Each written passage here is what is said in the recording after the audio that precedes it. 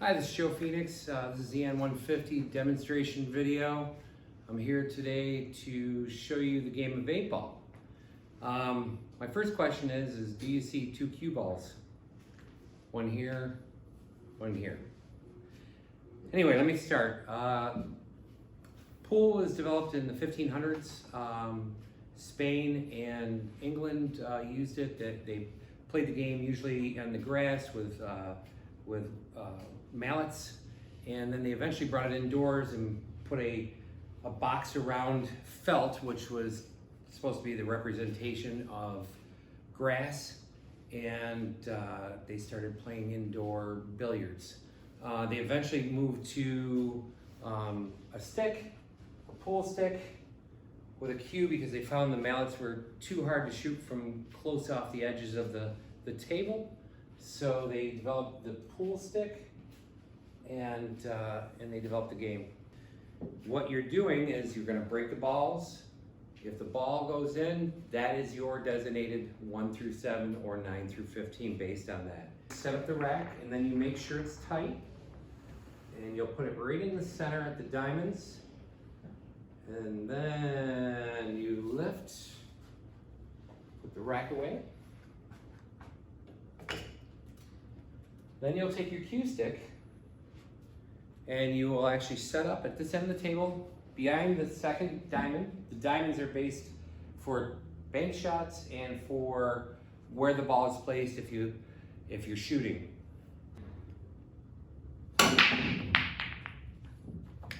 As you can see, one of the balls sank, so now I would actually go and see what ball sank. And I've determined I have high balls. So now my goal is to look around and find what high balls are on the table that I can sink in sequence, and then I will call my shot, and I will proceed to try to hit them all in. Now, one of the things that you learn over the years is English.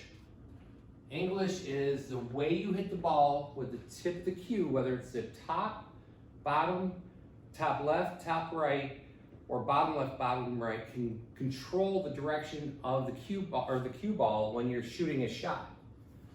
So over the years, you'll figure out how to do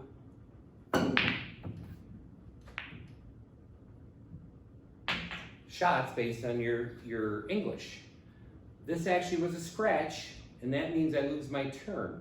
That means the next person's turn's up, and they would go down and they'd have to place behind the diamonds, and then they would shoot low because it's their turn, and then they would choose to try to hit their low balls in.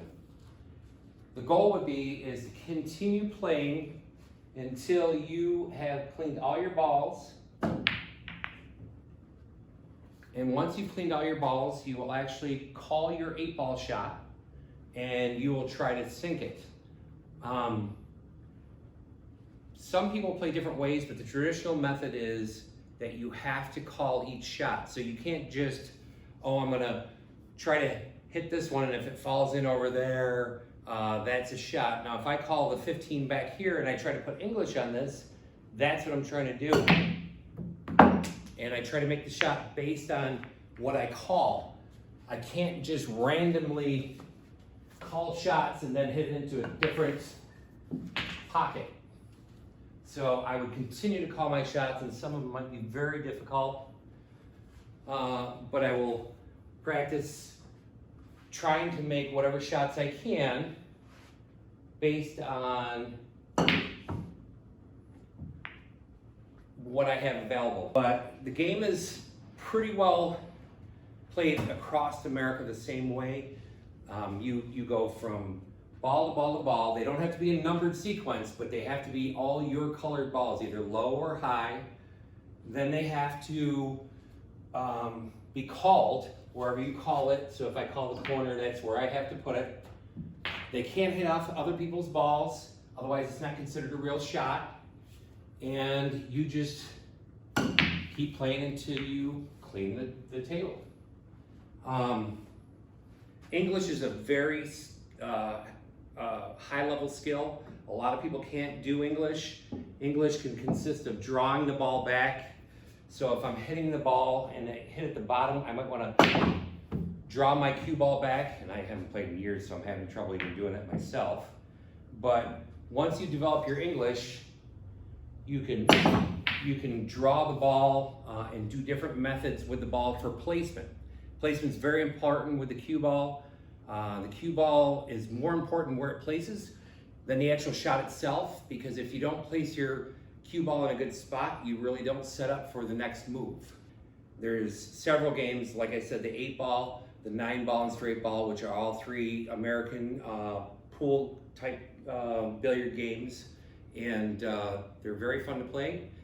And I hope that it was pretty well thought out. Like I said, it's pretty straightforward. Once you break, it's lows or highs. Clear the balls until you get to the 8-ball.